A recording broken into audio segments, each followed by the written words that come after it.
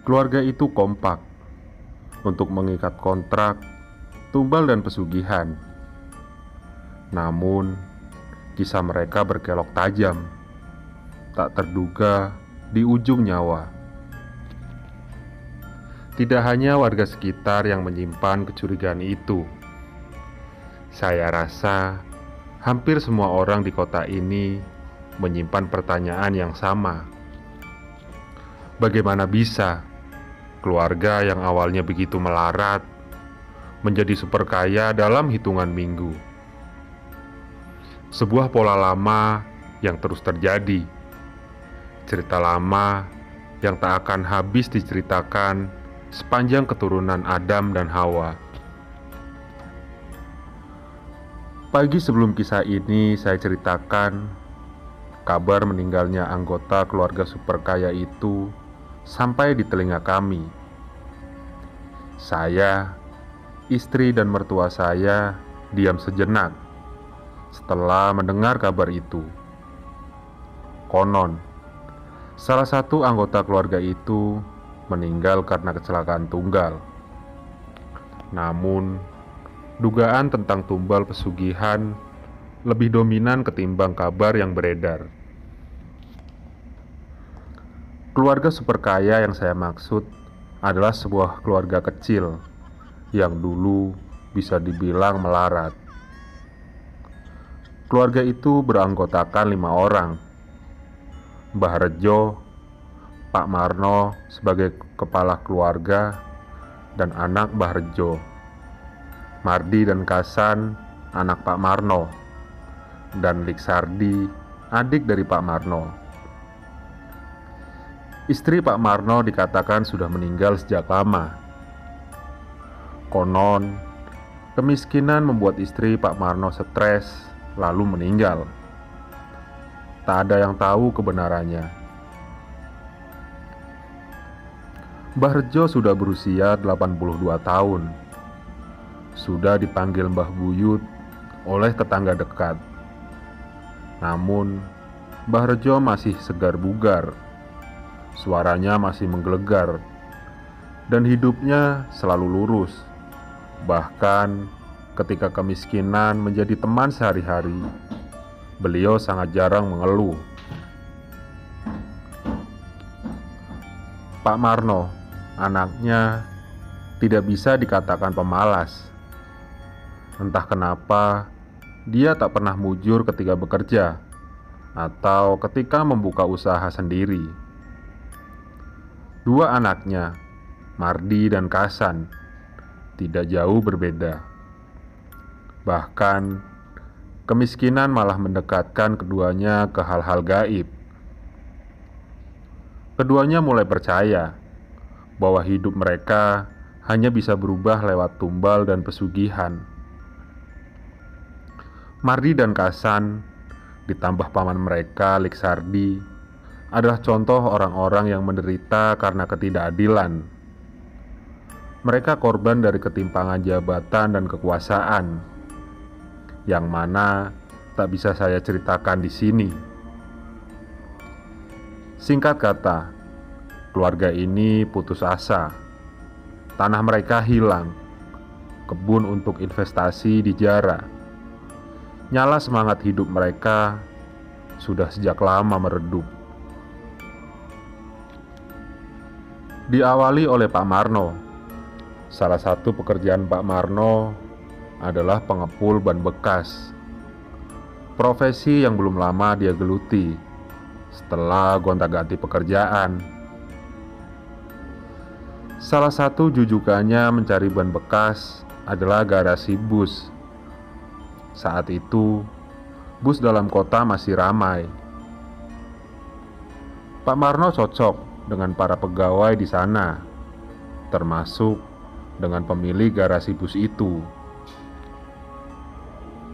Dari pengepul ban bekas, Pak Marno mendapat tawaran untuk bekerja sebagai pegawai tetap di sana. Pekerjaannya antara membantu mencuci armada, bersih-bersih kantor, sampai mengantar pemilik garasi berbelanja kebutuhan armada. Dua anaknya, Mardi dan Kasan, bekerja di pasar. Mardi berjualan sayur mayur, sementara Kasan menjadi pekerja di sebuah warung mie ayam. Masih berdekatan dengan pasar. Sementara itu, Liksardi bekerja sebagai buruh tani. Sesekali ikut menjaga kebun kelapa. Saat itu, keempat anggota keluarga melarat itu bekerja dengan segala daya yang mereka bisa. Namun, saat itu gaji yang mereka dapatkan tak seberapa. Kekecewaan karena ketidakadilan ditambah beban ekonomi yang makin menghimpit membuat jalan pintas itu ditempuh bersama-sama. Dimulai dari Pak Marno. Pak Marno yang semakin dekat dengan pemilik garasi mendapat cerita bahwa usaha transportasi itu menggunakan jasa paranormal supaya langgeng. Tolong bagian ini diingat.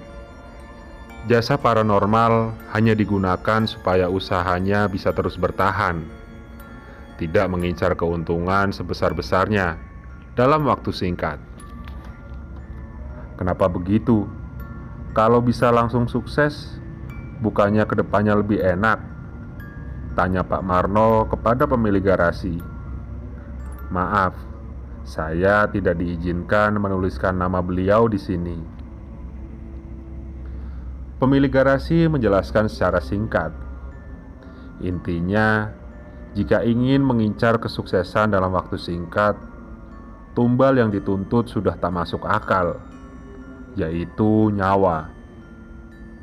Lebih baik ambil paket standar daripada nyawa hilang.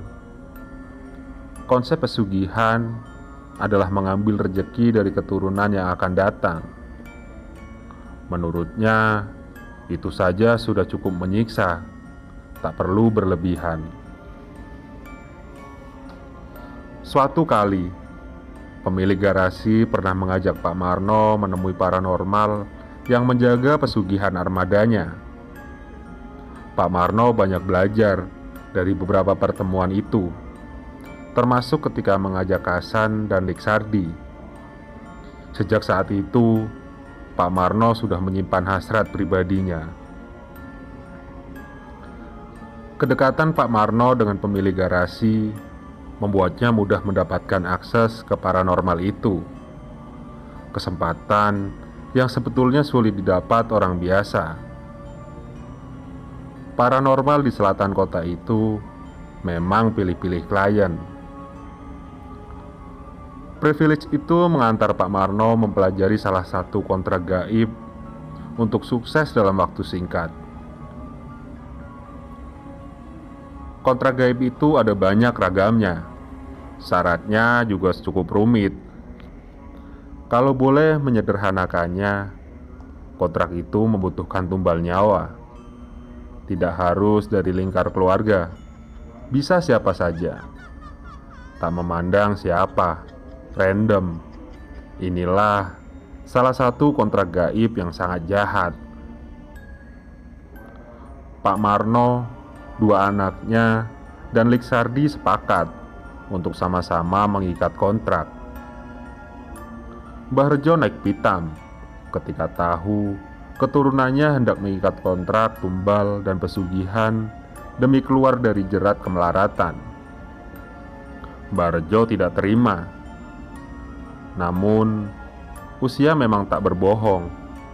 Dia tidak berdaya ketika kehabisan napas setelah mengamuk. Mbah Rejo malam itu hanya bisa berbaring, menahan sakit di dada karena sesak, menahan kecewa yang begitu dalam kepada anak keturunannya. Dia hanya bisa menangis sembari memohon maaf kepada Gusti Allah. Singkat cerita, keempat orang penuh kekecewaan itu mengikat kontrak gaib. Mereka mulai menyembah berhala, melupakan ajaran Tuhan. Pak Marno semakin dekat dengan pemilik garasi. Hingga sekitar 1 bulan kemudian, Pak Marno ditunjuk sebagai kepala garasi. Padahal di sana masih banyak pegawai yang lebih mumpuni dan berpengalaman.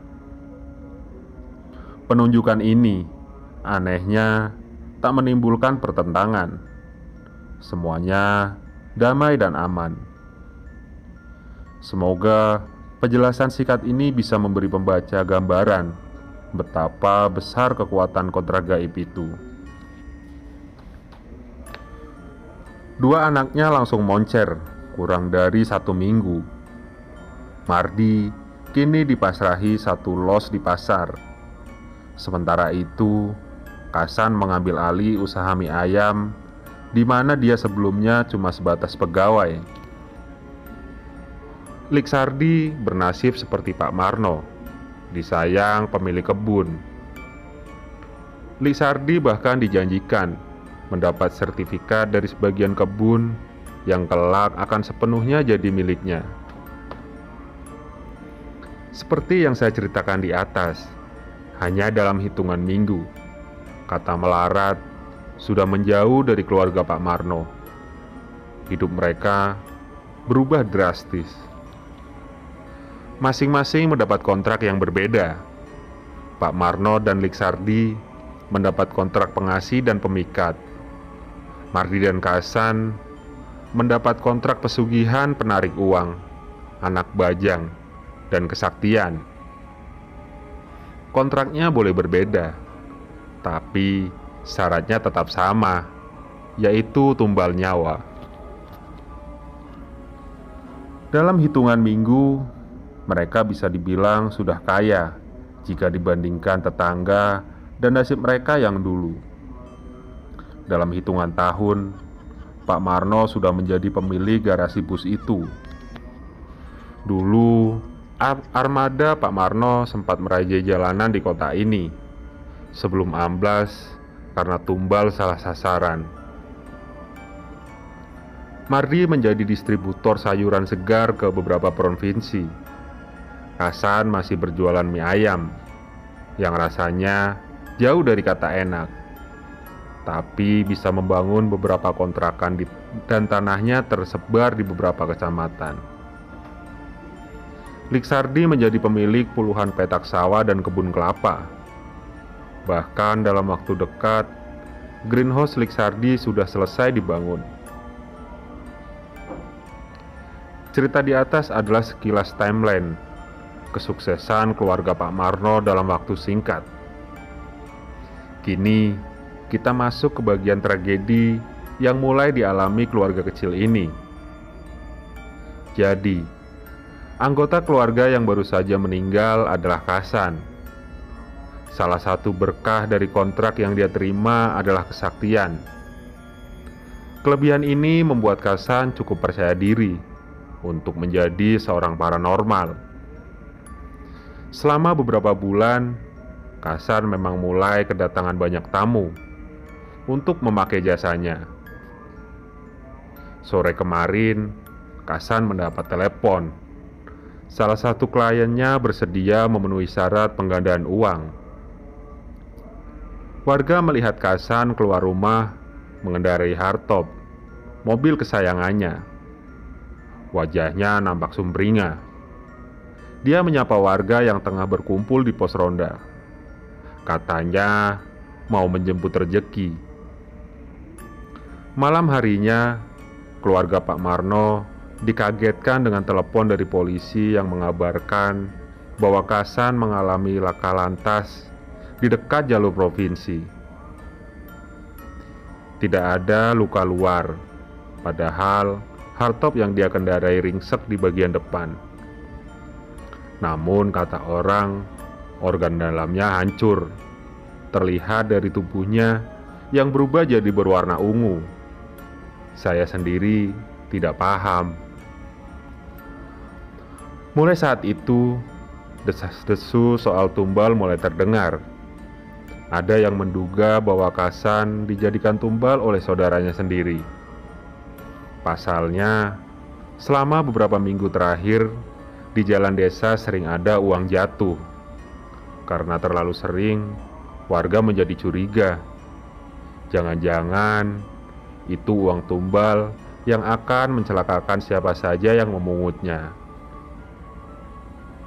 Dan jika dipikirkan lagi, hanya keluarga Pak Marno yang punya kekuatan seperti itu.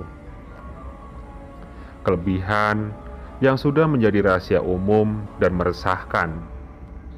Pasalnya, beberapa bulan yang lalu, 2 warga desa meninggal dunia karena memungut dan menyimpan uang tumbal. Katanya, 2 warga itu meninggal karena COVID-19.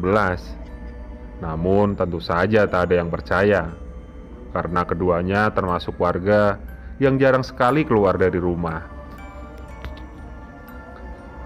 Pagi tadi, Pak Marno dan Mardi lebih banyak diam ketika warga sibuk mendirikan tenda untuk melayat. Sementara itu, Liksardi tidak terlihat. Sebuah pagi yang seharusnya muram, tapi hawa yang terasa lebih kepada mencekam. Terasa begitu tegang. Sebuah pagi yang ketika hampir beranjak siang, sebuah kegaduhan meledak. Dari dalam rumah, beberapa ibu tetangga yang sedang membersihkan rumah berteriak histeris. Mbah Buyut, orang tua yang dicintai warga, Mbah Rejo yang masih bugar di usia 80 tahun, mendadak muntah darah. Dadanya yang tinggal tulang kembang kempis menandakan kesulitan bernapas. Batuk yang terdengar sangat kolosal, diiringi muntahan darah, terjadi selama beberapa detik. Mbah Rejo seperti kehilangan daya hidup ketika matanya menjadi putih sempurna. Sebelum terjatuh, Mbah Rejo sempat berujar, "Ya Allah." Tak ada yang tahu makna ungkapan Mbah Rejo. Apakah sebagai bentuk permohonan untuk ampunan atau kekecewaan yang mendalam kepada anak dan cucunya. Siang tadi, menyusul kasan cucunya, Mbah Rejo meninggal dunia. Dari saku kemeja batik lengan panjang itu, seorang tetangga menarik keluar uang 20 ribuan. Konon, pagi tadi Mbah Rejo memungutnya di jalan. Pak Marno dan Mardi berpelukan sambil menangis. Dari dalam bilik, terdengar raungan getir, disusul teriakan, "Ampun, ampun." Itu suara Liksardi. Lolongannya terdengar menyayat hati. Pemakaman untuk 1 orang berubah menjadi 2. Ratapan dari Pak Marno dan Mardi mendominasi. Kehilangan Mbah Rejo nampaknya tidak masuk dalam rencana tumbal mereka. Sementara itu, dugaan soal tumbal, pesugihan masih menjadi pembicaraan warga yang datang melayat. Apakah tragedi itu sudah usai? Tunggu dulu. Tepat tengah hari, warga mulai heboh. Beberapa pini sepuh atau orang tua desa mengaku melihat sosok Dewi, istri Pak Marno, yang katanya sudah meninggal sejak lama. Para orang tua itu mengaku melihat Dewi berbaur dengan para pelayat lainnya. Ada juga yang mengaku melihat Dewi di dalam dapur sedang membersihkan tungku untuk memasak. Ada juga yang melihat Dewi sedang menyiapkan kain jarik untuk memandikan Mbah Rejo. Pak Marno pucat pasi ketika mendapat laporan itu. Mardi diam saja, tak paham dengan apa yang terjadi. Maklum, Mardi masih terlalu bocah ketika ibunya meninggal.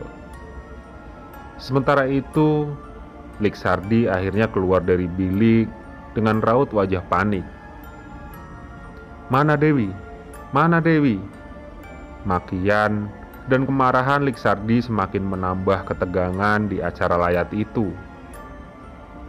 Selama beberapa menit, Liksardi berlari mengelilingi rumah untuk mencari Dewi. Kalau tidak ditahan warga, Liksardi sudah meraih pacul, hendak dihantamkan ke kepala Dewi. Kalau ketemu, masalahnya Dewi tak ada di sana. Warga yang ikut mencari juga tak berhasil. Hingga pada akhirnya ketegangan reda dan cerita-cerita spekulasi, rumor mulai merebak. Kenapa Kasan meninggal? Kenapa Mbah Rejo mati mendadak? Kenapa Dewi muncul? Siapa yang menumbal siapa? Siapa yang menjadi tumbal? Hingga menjelang sore sebelum pemakaman Kasan dan Mbah Rejo, pertanyaan itu tak terjawab. Pak Marno dan Mardi ikut berjalan di belakang rombongan pelayat yang mengantar dua jenazah menuju kuburan desa. Liksardi sibuk menatap jalanan desa ketika tiba-tiba dia muntah darah. Matanya memutih dan terjatuh sambil bergumam, "Ya Allah." Kali ini tak ada uang tumbal 20 ribuan yang tersimpan di baju Liksardi. Arus pelayat terhenti. Ketegangan kembali terbangun. Hari ini warga menguburkan 3 jenazah yang masih satu keluarga. Kami tidak tahu harus bagaimana selain menguburkan mereka secara layak. Pak Marno dan Mardi tak lagi berjalan berdampingan. Keduanya saling menjauh dan terlihat sangat waspada. Sore dan gerimis mengantar pelayat kembali ke rumah duka. Warga memutuskan mengantar dan menjaga Pak Marno dan Mardi. Sampai di rumah duka, di sudut kanan rumah, di bawah kanopi, tampak sosok Dewi yang sedang menjadi misteri itu. Saya tak tahu sejarah Dewi dan desa ini. Namun, warga seperti histeris melihat kedatangannya. Ada yang berdoa, ada yang menyebut nama Allah, ada yang memaki, ada yang terdiam saja. Mardi ikut terdiam. Dia sibuk mengamati sosok ibunya yang konon sudah lama meninggal. Pak Marno juga terdiam, matanya berkaca-kaca. Dia bergumam, "Ampun, ampun." Disusul, "Ya Allah," sebelum muntah darah dan ambruk. Pak Marno belum meninggal. Dia cuma kehilangan kesadaran. Tubuhnya panas sekali ketika warga yang membopongnya masuk rumah, bercerita. Mardi masih terdiam ketika dia berkata, "Emak." Bini sepuh desa menangis sejadi-sejadinya. Sejak kejadian itu, sosok Dewi hingga kini tak lagi pernah terlihat. Entah apa yang sebenarnya terjadi pada Dewi.